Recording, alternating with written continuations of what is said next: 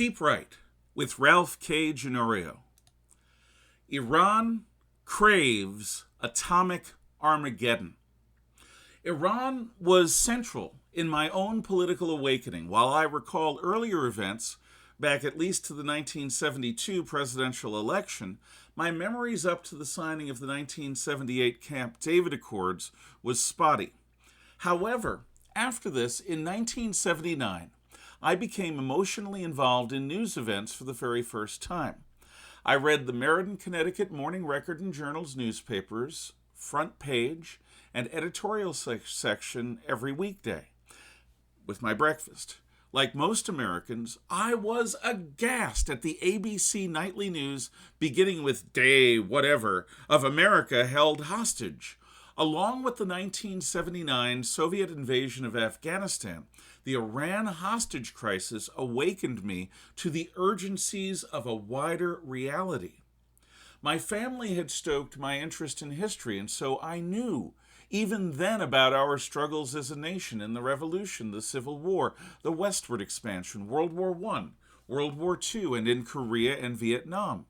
I could not then fathom how this third world dictatorship was able to get away with the protracted abuse of American citizens and brazenly threaten the peace of the world.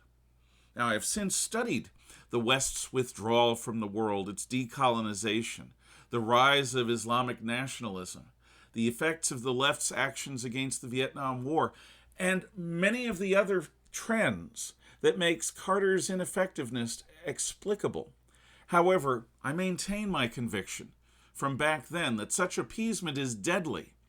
Shah Mohammad Reza Pahlavi had been undermined by the Carter administration because he was somewhat authoritarian in his methods. So were most of the other governments in the Middle East, then and now. The moralistic Jimmy Carter, though, prevented the Shah and his allies from decisively acting to disrupt his enemy's plans. See, he had created an Islamic middle class. The only other country that had done that successfully was Turkey, and they had established, from Ataturk to Erdogan, for an 80-year period, an actual modern Islamic state. The Shah had, with his white revolution in the 1960s, produced a similar thing. And this had provoked a fundamental response. So the Shah had enemies. In 1978, Carter's sanctimony allowed the Shah to fall.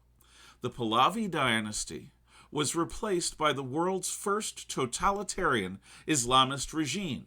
Today's Pava and morality police make the Shah's Savak, secret police, seem both gentle and amateurish by comparison.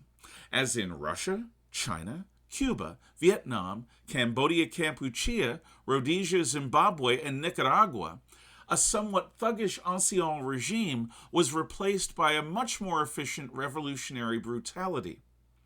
A year later, on November 4th, 1979, the Iranian Islamic Republic sent so-called independent students into the United States Embassy in Tehran to capture everyone there. Instead of restoring law and order, the Ayatollah Ruhollah Khomeini's government provided the terrorists with all that they needed. For 444 days, America was held hostage by an Iranian regime who strove to extort concessions from the United States, Israel, and the West in exchange for the safe return of what became 52 hostages. The Carter administration's policy was to meet terrorist aggression with pusillanimous diplomacy. After half a year, Carter belatedly authorized the use of force to rescue our imprisoned countrymen.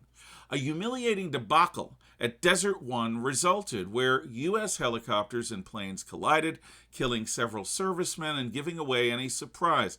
This failed operation, which looked like rank incompetence, was a direct result of Carter's insistence on reducing defense spending in the previous 3 years. Desultory negotiations persisted throughout the remainder of his term. Carter's lost re-election bid in 1980 was in part a consequence of his weakness towards Iran. President-elect Ronald Reagan then promised to unleash the full force of America's military against the savages who held our hostages. Every last hostage was flown out of Iranian airspace within an hour of Reagan taking the presidential oath of office. Most Americans considered the Iranian crisis to have ended, and we went on with our lives. However, the Islamist regime was not defeated. It had chosen to end the crisis on its terms. It saw itself and was seen by many as having defiantly triumphed over the great Satan, the United States of America. Iran fought a decade-long war with the Arab socialist Ba'athist regime of Saddam Hussein in Iraq. In this war, the ancient tensions between Persian and Arab ethnicities and Sunni and Shiite Islam played out. The Islamist Iranian regime simultaneously tightened its control over the Iranian people while becoming the most prominent exporter of terrorism worldwide. For 47 years, Iran has destabilized the societies of all of its regional neighbors in hopes of expanding its power. Thanks to the Soviets, the Red Chinese, the North Koreans, and the Pakistanis, the Iranian Islamists have long been striving to develop nuclear weapons and the systems to deliver them. Israeli and American efforts have stymied these plans for well over 4 decades. A theocracy with medieval millenarian mindset is grasping for the doomsday weapons produced by the most modern physics, weapons they could never have developed on their own. This is a terminal combination. Former U.S. Embassy hostage taker and Iranian President Mahmoud Ahmadinejad repeatedly threatened Israel with God's purging holy fire. The Iranian Ayatollahs, who control the government of the Islamic Republic, have indicated their belief that the 12th Imam, their Shiite Islamic Messiah, now walks the earth.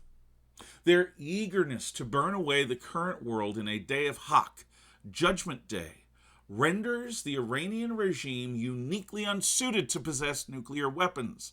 They have repeatedly indicated their zeal to use such weapons to initiate, the cleansing of the world in preparation for God's newly purified utopia. Under no circumstances should these medieval fanatics be permitted to possess atomic weapons. If they acquire them, they will surely use them. If he has not as yet done so by the date of this publication, President Trump should employ American bunker buster super bombs to utterly destroy Iran's remaining nuclear production facilities, either through the Israeli Defense Forces or directly. We must act to avoid a preventable Armageddon. Thank you for listening. Have a good day.